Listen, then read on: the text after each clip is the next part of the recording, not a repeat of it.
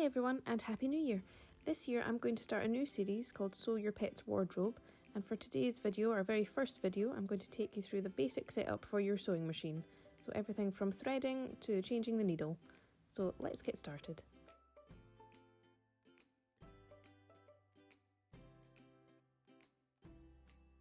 Now to change the needle is very easy, but you'll notice on your needle you have a flat side at the back and a curved side at the front. And to change this, you just want to place it where your needle would go, and this little black dial here, I'm just going to turn to loosen. You want to make sure the flat side of your needle is at the back. And once it can't go up anymore, you just turn to tighten, and it's as simple as that.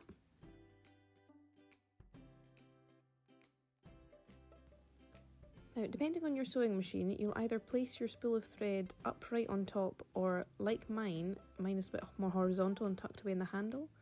So I'm just going to slot my thread on, and if my old machine had it to the right and it was just upright, and it's the same method, you just slot it on. And then we're going to take the thread and we're just going to follow. I have the numbers on my sewing machine, a lot of sewing machines will as well, which just shows you to follow it round and catch the thread in all the right places. This is to make sure you've got the right tension and that your stitches will be even. So I'm just going to take my thread, I'm going to slot it between the tension discs at the back where my number 1 is. And you'll see these two plates here. This is just going to keep that thread nice and tight. It just goes in between, and then it goes down past 2, curve around past 3. And then at number 4, you want to make sure your needle is at its highest point so that you can hook your thread onto this metal bit here. Bring that back down, and then the final bit you're going to do is just pop it behind here. A lot of machines will have this as well. This is again just to keep your thread nice and tight and stop it from flying around. You'll tuck it behind there, and then you'll just thread it into your needle. Now my machine has a little hook to help with this, so I just hook my thread on here.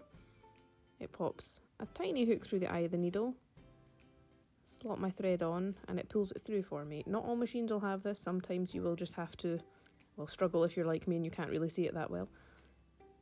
But that's how you thread your machine. The next part is the bobbin. Now again, my bobbin goes in at the top, some will go in at the side. But the most important thing to remember, regardless of where it goes in, is when you pull the thread, you want the bobbin to turn anti-clockwise. So just drop that in. And then you'll have a little metal bit to hook your thread onto. Now if it's a side loading bobbin, it'll usually be at the bottom, that part.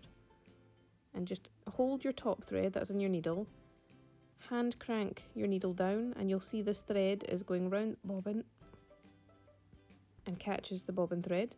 You just pull it up, and now you have both threads at the top.